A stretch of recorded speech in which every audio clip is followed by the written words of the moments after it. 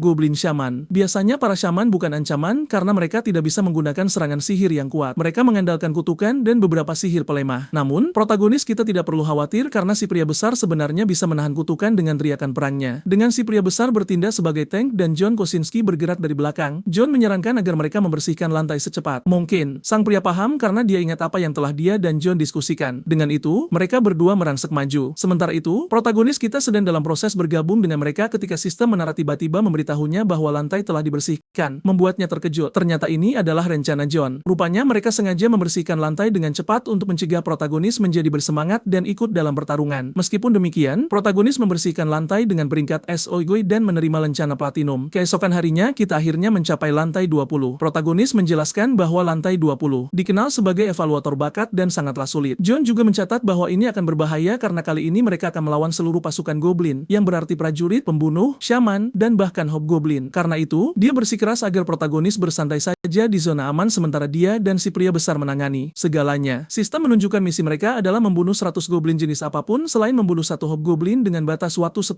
jam. Protagonis memahami niat mereka dan John tersenyum melihat protagonis tetap diam di tempat. Dengan itu, dia menyuruh si pria besar untuk menarik perhatian musuh. Dia merangsek maju dan protagonis kita menyaksikan pertempuran dimulai. Di luar dugaan John, protagonis tiba-tiba menghilang dari zona aman. Menggunakan Shadow Step, dia mendekati si pria besar. Menggunakannya sebagai pijakan, protagonis memberitahu bahwa dia yang akan memimpin serangan. Nah, inilah tepatnya yang ditakutkan oleh John. Meski dia senang melihat keberanian itu, hal itu tidak berarti boleh menjadi ceroboh. Sang pembunuh malang itu dibiarkan sangat terkejut melihat perkembangan karakter ini. Protagonis menjelaskan bahwa sejak kecil, dia selalu menjadi seorang introvert. Segalanya menjadi sedikit lebih buruk saat dia masuk sekolah dasar. Di sekolah menengah pertama, dia benar-benar seorang penyendiri. Ketika dia sampai di sekolah menengah atas, keadaan sedikit membaik, tetapi dia masih menjalani hidupnya seperti orang buangan. Saat itu, dia takut menghadapi atau mengubah hal sekecil apapun. Sungguh ironis bahwa orang yang sama sekarang melawan monster. Berbeda dengan memaksa dirinya untuk berinteraksi dengan orang-orang, yang perlu dia lakukan sekarang hanyalah membunuh monster dan mendapatkan hadiahnya. Sementara itu, John Kosinski yang malang masih terpaku karena shock. Ketika pasukan goblin bereaksi dengan mengangkat tombak mereka, protagonis merespons dengan menggunakan Shadow Step untuk menghindar dengan mulus. Muncul di belakang pramuka goblin, protagonis langsung menghapusnya dengan gadanya. Dia mengulangi proses yang sama membunuh beberapa pramuka goblin dalam beberapa detik. John menonton dengan takjub. Dalam waktu yang sangat singkat, protagonis kita telah menguasai Shadow Step ke tingkat yang sangat tinggi. Namun, dia segera memperingatkan protagonis tentang serangan yang datang dari belakang. Protagonis berhasil menangkis sebagian besar dari mereka dengan perisainya. Untungnya, dia memiliki pelindung energi. Jika tidak, dia pasti sudah habis. Di saat yang paling buruk, dia memilih momen ini untuk membiarkan sifat penakutnya menguasai dirinya. Protagonis kita kehilangan perlindungan alurnya di saat yang sama ketika dia terlihat melarikan diri sambil meminta bantuan John dan si pria besar. John segera menginstruksikan si pria besar sambil menyuruh protagonis menuju ke arah tebing. Sambil berlari, protagonis menyadari bahwa dia kehilangan stamina. Namun di saat berikutnya, dia terkejut karena tebing itu ternyata jalan buntu. Di tengah perenungannya, si pria besar memasuki arena. Pria itu menjulang tinggi di atas para goblin menyebabkan rasa merinding di sekujur tubuh mereka. Satu pukulan segera mengirim banyak goblin untuk menemui pencipta mereka. Sementara itu, John Kosinski baru saja selesai berurusan dengan pasukan lainnya. Target berikutnya adalah para shaman. Setelah membereskan mereka semua, dia menghitung jumlahnya dan menyadari bahwa mereka telah membunuh total 100 goblin, yang berarti saatnya bos terakhir atau lebih tepatnya hobgoblin untuk muncul. Pada saat yang sama, protagonis mendengar raungan dari kejauhan. Bos terakhir di lantai itu telah muncul. Melihat ini, John segera melompat ke medan laga sambil menginstruksikan si pria besar tentang apa yang harus dilakukan. Mengikuti perintahnya, si pria besar merangsek langsung ke arah hobgoblin. Awalnya, tampaknya keduanya seimbang. Namun, melihat ini, John Kosinski masuk untuk melakukan serangan dan mencatat bahwa pria itu melakukan melakukan pekerjaan yang baik. Setidaknya mereka berdua tampaknya bekerja sama. Mereka selesai membunuh Hobgoblin dan begitu saja, sistem muncul memberitahu protagonis bahwa dia telah menyelesaikan lantai 20. Levelnya telah meningkat. Dia menerima 2 kilogram batu mana bersama dengan 5 ramuan penyembuh. Seperti biasa, John mencatat bahwa protagonis melakukan pekerjaan yang hebat sementara protagonis dalam hati mencatat bahwa pemanggilannya baru saja menangani bos dengan mudah seperti yang diharapkan dari kerja sama tim yang baik. Tetap saja, dia berterima kasih kepada mereka karena telah melindunginya. Seperti biasa, protagonis membersihkan lantai dengan peringkat SOJ dan menerima lencana platinum. Beberapa saat setelah keluar dari menara, protagonis melihat dari ponselnya bahwa dia menjadi sensasi internet. Protagonis merasa fokus yang berlebihan padanya ini sangat merepotkan. Sementara itu, di Departemen Manajemen Kebangkitan di kantor direktur, manajer Mina melihat berita itu dan bertanya-tanya apakah mereka harus mengendalikan pers. Namun direktur menggelengkan kepalanya. Dia menjelaskan bahwa melakukan itu hanya akan membuat orang mengonfirmasi bahwa mereka mengetahui identitas protagonis kita. Jadi sekarang mereka mengalihkan diskusi ke situasi keluarga protagonis. Pemimpin tim Guangli mengungkapkan bahwa, menurut penyelidikan, ayah protagonis, Bong Sukol, saat ini sedang dalam rehabilitasi akibat cedera pinggul yang disebabkan oleh kecelakaan di atas es. Adapun saran pemimpin tim, dia telah membuat pengaturan untuk mengirimnya ke pusat rehabilitasi terbaik. Orang berikutnya adalah adik laki-laki protagonis, Bong Min Hyuk, yang saat ini menjadi mahasiswa baru di universitas. Dia berencana untuk mendaftar militer, jadi mereka pikir memberikan beasiswa untuknya sudah cukup. Orang terakhir dalam daftar adalah ibu protagonis, Hong Gumja. Pemimpin tim Guangli menjelaskan bahwa dia adalah pekerja keras tetapi baru-baru ini dipecat setelah konflik dengan pelanggan yang kasar. Sebagai catatan, pemimpin tim Guangli menyarankan untuk mendekati ibu protagonis terlebih dahulu karena dia percaya ibunya memiliki pengaruh lebih besar dalam keluarga daripada suaminya. Dan begitu saja, mereka mengakhiri pertemuan dengan rencana untuk mendukung keluarga protagonis. Sementara itu, protagonis menyuruh rekan-rekannya untuk bersembunyi. Ternyata dia memesan banyak makanan bawa pulang dan dia tidak ingin menakuti petugas pengantar makanan. Tetap saja, dia mencatat bahwa orang-orang itu pelit. Setelah memesan begitu banyak, dia hanya mendapat pangsit gratis. Belum lagi tidak ada satupun kupon. Namun, bukan berarti orang seperti dia bisa memanfaatkannya. Bagaimanapun, protagonis memberikan lampu hijau bagi mereka untuk keluar. Protagonis memperhatikan saat si pria besar bahkan memakan mangkuknya yang membuat John dengan gera memanggilnya bodoh. Mengabaikan mereka, protagonis membuka inventaris. Karena dia menyelesaikan 5 tahap sebelumnya dengan peringkat SOY dan menerima 5 lencana platinum, dia sekarang dapat membuka sebuah keuntungan. Berbicara tentang itu, protagonis menerima kotak acak sebagai keuntungan. Sistem menunjukkan deskripsi kotak acak tersebut dan sejujurnya, itu cukup panjang. Bahkan protagonis pun setuju dan bertanya-tanya apakah dia bisa membaca sekilas seluruh bagiannya saja. Setelah tenang, protagonis mulai menjelaskan. Pertama, kotak acak tersebut dapat menghasilkan 3 item secara acak dan muncul secara acak. Adapun itemnya, dia bisa mendapatkan hal-hal seperti batu mana, peralatan, dan keterampilan. Selain itu, dia bisa mendapatkan peningkatan kekuatan khusus, misalnya, tiket lompat yang memungkinkannya melewati 1 lantai. Dia akan mendapatkan pengalaman tetapi tidak ada hadiah, yang sejujurnya tidak berguna. Selanjutnya, dia bisa memenangkan tiket untuk mencoba lantai menara lain di negara yang berbeda. Namun, yang paling penting adalah tiket pemanggilan konfirmasi peringkat. Tiket itu pada dasarnya memungkinkan dia untuk memanggil pemanggilan legendaris atau super langka yang terjamin, dan dia sudah membayangkan menyelesaikan seluruh lantai dengan cepat jika itu terjadi. Karena kotak acak menyediakan 3 tarikan, itu berarti ada peluang, meskipun tipis, untuk mendapatkan tiket pemanggilan konfirmasi peringkat. Dengan pemikiran ini, protagonis menarik hadiah pertama dari kotak acak. Sayangnya baginya, dia menerima 10 kilogram batu mana. Merasa sedikit kecewa, dia menenangkan dirinya bahwa dia masih bisa menjual batu mana tersebut untuk mendapatkan uang. Mencoba membuka kotak acak untuk kedua kalinya, protagonis menerima keterampilan yang disebut Primordial Thunder Staff. Protagonis memutuskan untuk memeriksa detail keterampilannya nanti. Membuka kotak acak untuk terakhir kalinya, protagonis menerima rune yang diidentifikasi oleh sistem sebagai rune peningkatan peringkat pemanggilan. Hal ini membuat protagonis berpikir bahwa dia baru saja mendapat durian runtuh karena ya, rune itu memungkinkan pemanggilan untuk meningkat peringkatnya. Jadi pertanyaan sebenarnya adalah kepada siapa akan diberikan. Berpaling ke arah pemanggilannya, protagonis melihat mereka berkelahi memperebutkan makanan seperti biasa. Bagaimanapun, protagonis berpikir lebih baik menyerahkannya kepada John mengingat dia sudah memiliki si pria besar yang memiliki kekuatan tempur yang cukup untuk saat ini. Selain itu, sistem mengingatkan protagonis bahwa meningkatkan peringkat pemanggilan bergantung pada potensi pemanggilan tersebut dan pemanggilan tersebut tidak dapat dipanggil sampai peningkatannya selesai. Dengan begitu, protagonis memutuskan sudah waktunya untuk memeriksa keterampilan yang diperolehnya. Keterampilan itu, Primordial Thunder Staff, menanamkan senjata tumpul dengan kekuatan petir. Ini terdiri dari 3 bentuk dan merupakan keterampilan tipe pertumbuhan. Protagonis tampak terkesan terutama karena dia memang sedang mencari keterampilan dan baru saja mendapatkannya. Pada saat yang sama, pengetahuan Pengetahuan dan wawasan tentang cara menggunakan keterampilan itu mulai mengalir ke otaknya. Akibatnya, protagonis segera mencobanya tetapi tidak terjadi apa-apa. Seperti yang diharapkan, keterampilan hanya berfungsi di dalam menara. Jika itu memungkinkan di luar, dunia akan berada dalam kekacauan. Melangkah maju, John menyadari protagonis mengayunkan dadanya dan bertanya tentang hal itu. Yang mana protagonis mengungkapkan bahwa dia baru saja menerima keterampilan sebagai keuntungan. Dia mengonfirmasi pemikiran John, menambahkan bahwa itu adalah keterampilan serangan dan bahkan tipe pertumbuhan. John ngeri dan tanpa sengaja menjatuhkan mangkuknya. Si pria besar segera mengambil mangkuk itu dan menelan seluruh isi mangkuk makanan tersebut. Sebagai konsekuensinya, mereka berdua mulai berkelahi, membuat protagonis tidak punya pilihan selain membatalkan pemanggilan mereka. Keesokan harinya, protagonis duduk di kamarnya sambil merenung. Dalam pikirannya, dia tahu mengapa John merasa cemas. Karena protagonis adalah seorang pemanggil kekuatan. Tempurnya sebagian besar berasal dari pemanggilannya. Dengan kata lain, dia tidak perlu meninggalkan zona aman atau bahkan ikut bertarung, terutama ketika dia bisa memanggil mereka di luar menara. Protagonis teringat diskusi sebelumnya tentang pemanggil terakhir sebelum dia. Protagonis mencatat bahwa pria itu jauh lebih kuat darinya. Namun dia mati dan dunianya hancur. Jadi John Cossack, yang secara alami merasa cemas tentang dirinya yang ikut bertarung, adalah hal yang wajar. Namun, protagonis tidak ingin melewatkan kesempatan ini, terutama sekarang setelah dia mempelajari keterampilan yang kuat. Memanggil si pria besar dan John, protagonis memikirkan kepatuhan mutlak, berharap ini akan mampu meyakinkan mereka. Namun, tampaknya John belum menghilangkan kekhawatirannya dari hari sebelumnya. Protagonis kita dapat melihat dengan jelas bahwa ini masih tentang keterampilan serangan yang diterimanya. Tetap saja, John bersikeras bahwa segalanya akan berbeda di lantai 21 karena sekarang mereka akan menghadapi Orc. Protagonis bingung saat John mengatakan dia menawarkan permintaan maaf sebelumnya. Saat sang protagonis bertanya apakah ia berencana membunuh seseorang, mata John Cossack berkilat merah menolak ide tersebut. Sebaliknya, ia mengaktifkan prinsip ketiga dari pemanggilan. Sebagai pengingat, ia menjelaskan bahwa prinsip itu utamanya untuk melindungi sang pemanggil. Sontak, pria bertubuh besar itu mencengkeram dan menahan protagonis kita. Melihat hal itu, John dengan gemas memukul kepala pria besar tersebut, bertanya apakah dia lupa bahwa rencana awalnya adalah menahan protagonis di dalam menara, bukan di luar. Setelah bercanda, John menjelaskan dengan menyesal bahwa mereka berdua hanya ingin menjaganya tetap aman. Jadi, rencananya adalah agar protagonis membersihkan lantai sementara si pria besar mengawasinya. John berdiri terpaku, melihat protagonis kita memohon layaknya anak kecil agar orang tuanya mengizinkannya keluar. Ia meyakinkan mereka dengan putus asa bahwa ia akan berhati-hati. Sang protagonis bahkan bersumpah tidak akan menyerbu secara membabi buta seperti sebelumnya dan memohon untuk satu serangan saja. John merasa khawatir sekaligus enggan untuk setuju. Setelah terus didesak, ia akhirnya sepakat, menegaskan bahwa keselamatan protagonis adalah prioritas utama dan ia akan segera turun tangan sebelum situasi menjadi berbahaya. Adegan berikutnya membawa kita ke dalam menara. Saat meninggalkan zona aman, John Cossack menjelaskan bahwa Orc tidak seperti Goblin, sangat kuat namun bodoh. Sambil bercanda, ia menambahkan bahwa mereka mungkin bahkan lebih pintar daripada si pria besar. Sang protagonis, yang sudah mengenakan perlengkapannya, mencatat bahwa ia akan melatih tongkat petir primordial sebanyak 10 kali. John setuju, bahkan berkomentar bahwa ia bisa melakukan sampai 100 kali. Ya, karena mereka memiliki si pria besar yang menjadi samsat latihan yang sempurna. Mendengar keduanya bersikeras bahwa itu ide bagus dan ia harus mengerahkan segalanya, sang protagonis mulai jengah dan mengancam akan menyerbu duluan, membuat John buru-buru bilang bahwa ia hanya bercanda. Meski begitu, protagonis kita sadar teknik itu ada di kepalanya dan ia butuh Orc untuk mengujinya. John yang malang hanya bisa pasrah pada titik ini. Bagaimanapun, sistem menara menugaskan mereka untuk mengalahkan 30 Forest Orc dalam waktu 3 jam. Melihat misi tersebut, John dan si pria besar langsung melesat maju. Pria besar itu melompat ke depan dan dengan mudah menghabisi seekor Orc dengan satu pukulan. Sementara itu, John menebas musuh layaknya memotong mentega. Sang protagonis menyadari bahwa mereka berniat menyelesaikan lantai ini dengan cepat. Jika hal ini terjadi, ia tidak akan mendapat kesempatan untuk menyerang sekalipun. Melihat seekor Orc tiba-tiba muncul di belakang John, sang protagonis tersenyum, berpikir John sengaja menyisakan satu itu untuknya. Dengan pikiran itu, protagonis kita melesat maju. Di saat yang sama, John menghilang, meyakinkan protagonis bahwa ia akan melindunginya dari belakang. Protagonis kita menghindari serangan pertama Orc tersebut. Selanjutnya, ia melompat ke udara, memutuskan untuk menggunakan jurus tahap pertama, yaitu serangan vertikal sederhana. Dengan itu, petir terinfeksi ke dalam gada miliknya dan begitu saja, sang protagonis mengayunkan gada dengan seluruh kekuatannya menggunakan jurus tahap pertama, Soul Chasing Thunderbolt, merasakan energi yang mengalir ke seluruh tubuhnya. Protagonis kita tahu serangan itu tidak lemah. Setelah dengan mudah mengalahkan seekor Orc, ia langsung merasa bersemangat. Akibatnya, ia menyerang Orc lain. Namun pada saat itu, si pria besar justru membunuh Orc tersebut lebih dulu. Kini, baik dia maupun John menatap protagonis kita dengan tajam. Terlepas dari itu, protagonis berhasil membersihkan lantai 21 dan menerima imbalan seperti biasa. Mengikuti taktik yang sama, sang protagonis naik ke lantai-lantai yang lebih tinggi. Pada dasarnya, ia hanya bisa membunuh satu Orc di setiap lantai sambil tetap menerima imbalan yang sama dari sistem. Akhirnya tibalah hari untuk memanjat ke lantai 25. Meskipun segalanya berjalan mulus, sang protagonis tidak suka dengan ide hanya membunuh satu monster setiap lantai. Namun, ia memutuskan lebih baik membangun kepercayaan untuk saat ini. Di saat yang sama, ia teringat tentang rune peningkat grade. Setelah memanggil John, sang protagonis menyerahkan rune itu padanya. Awalnya, John tampak bingung, namun setelah diperiksa dengan saksama, ia terperangah tidak percaya. Masih dalam ketidakpercayaan, ia bertanya apakah protagonis benar-benar yakin ingin memberikan rune peningkat grade padanya. Hasilnya, pria itu diliputi emosi karena sang protagonis memberikan sesuatu yang begitu berharga. Saat protagonis bertanya dengan santai apakah ia ingin memulai peningkatan sekarang, John menjawab bahwa ia bisa, namun akan berbahaya jika dilakukan terburu-buru. Untuk saat ini, ia bertanya apakah ia boleh menonton TV. Sambil berbicara tentang saluran kabel dan menggulir daftar siaran, sang protagonis tiba-tiba melihat sesuatu yang membuatnya terpaku. John, yang bingung, bertanya apa yang sedang ia lakukan. Sebagai tanggapan, sang protagonis menyuruhnya pindah ke saluran sebelumnya. Ternyata itu adalah saluran berita dan siaran tersebut menampilkan ibunya. Sang protagonis tidak mengerti mengapa ibunya ada di berita. Sebelum kita lanjut, kita beralih ke momen beberapa saat sebelum semuanya terjadi. Rupanya, ibu protagonis melakukan protes tunggal terhadap pemutusan kontraknya yang tidak adil. Dalam hatinya, ia mengungkapkan kekesalannya. Ia sudah melakukan tugasnya dengan memasang penjernih air untuk pelanggan. Tidak masuk akal jika ia juga harus memilah sampah daur ulang milik pelanggan tersebut. Yang lebih menyebalkan adalah fakta bahwa perusahaan meminta maaf kepada pelanggan yang rewel dan memecatnya padahal ia tidak melakukan kesalahan apapun. Ia bisa membayangkan para eksekutif menertawakan usaha kecilnya di belakang punggungnya. Namun, jika ada bajingan yang berani melakukan itu di depannya, ia bersumpah akan menghantamkan papan protesnya ke wajah mereka. Di tengah protesnya, ia didekati oleh seseorang. Pria tua berkacamata itu dengan tenang memperkenalkan diri sebagai pengacara dari firma hukum Park and Kim dan menghargai kerja kerasnya. Wajah ibu protagonis menunjukkan ekspresi yang berubah-ubah, pertama skeptis, lalu tiba-tiba sadar sebelum menjadi geram karena perusahaan berani menuntutnya. Namun, pengacara itu bersikeras agar ia tenang, menyatakan bahwa itu adalah kesalahpahaman. Sebenarnya, pria itu datang agar ia bisa menuntut perusahaan lamanya. Rupanya, firma hukum mereka adalah yang terbaik di Korea dan mereka sangat tertarik dengan kasusnya. Mereka bahkan menawarkan untuk menanganinya secara gratis. Namun, ibu protagonis tidak seantusias pengacara tersebut, jadi ia mencoba menjelaskan bagaimana ia menemukan kasus tersebut, bersikeras bahwa ia bukan penipu. Ibu protagonis berpikir dalam hati bahwa meskipun terlihat mencurigakan, saat ini ia sudah sampai sejauh ini, yang berarti ini adalah masalah hidup atau mati. Dengan itu, sang pengacara tersenyum setelah ibu protagonis menerima tawaran mereka. Sambil menjentikan jari, pengacara itu mendesak mereka untuk segera bekerja. Begitu saja, para reporter tiba-tiba muncul entah dari mana seolah-olah mereka telah menunggu sepanjang waktu. Melihat kebingungan sang ibu, pengacara itu menyuruhnya menjawab pertanyaan apapun dan jangan menahan diri tentang apa yang telah dilakukan perusahaan terhadapnya. Dan begitulah cara ibu protagonis berakhir di siaran berita. Sementara itu, kembali ke masa kini, protagonis kita tidak percaya dengan apa yang terjadi. Namun, pada saat itu, ia bertanya-tanya bagaimana ibunya bisa mendapatkan pengacara, apalagi pengacara dari Park and Kim. Melihat ini, John bertanya apakah protagonis ingin ia mengunjungi perusahaan lama ibunya. Sang protagonis sejenak terpaku karena John berhasil memahami seluruh situasinya. Namun, ia menolak, mencatat bahwa ibunya sudah mendapatkan pengacara yang layak. Meskipun ia tidak punya cukup uang, ia tahu ia harus mendukung ibunya entah bagaimana caranya. Namun, ponselnya yang berdering menginterupsi pikirannya. Orang yang menelepon adalah ayahnya. Menjawab telepon, ayah protagonis bertanya apakah anaknya sudah melihat berita. Saat ia membenarkan, sang ayah mengungkapkan bahwa pengacara tersebut benar-benar menangani kasus itu secara gratis. Selain itu, ia mengungkapkan bahwa ia sedang menuju kembali ke rumah sakit. Sang protagonis tidak paham, jadi ayahnya menjelaskan bahwa Departemen Ortopedi mendaftarkannya dalam program rehabilitasi. Yang lebih mengejutkan, biayanya sudah ditanggung. Sang protagonis mulai menyatukan kepingan puzzle. Baik rumah sakit maupun firma hukum adalah bagian dari konglomerat besar, jadi protagonis bertanya-tanya tentang keberuntungan yang aneh ini. Kini ia memutuskan untuk menelepon adik laki-lakinya, berharap si adik akan seberuntung orang tuanya. Adik protagonis mengangkat telepon sambil mengisi beberapa dokumen. Sang adik menjelaskan bahwa ia sudah tahu apa yang terjadi dengan orang tua mereka. Selain itu, ia memberitahu protagonis bahwa ia sekarang punya cukup uang untuk membeli laptop dan membayar biaya kuliah karena, ya, ia juga beruntung dan menerima beasiswa setelah melamar kali ini. Sang protagonis mendengarkan saat adiknya menyebutkan bahwa beasiswa yang ia terima adalah yang diberikan oleh Departemen Manajemen Awakening. Mendengar hal itu, protagonis kita bersikeras agar ia belajar dengan giat dan menghindari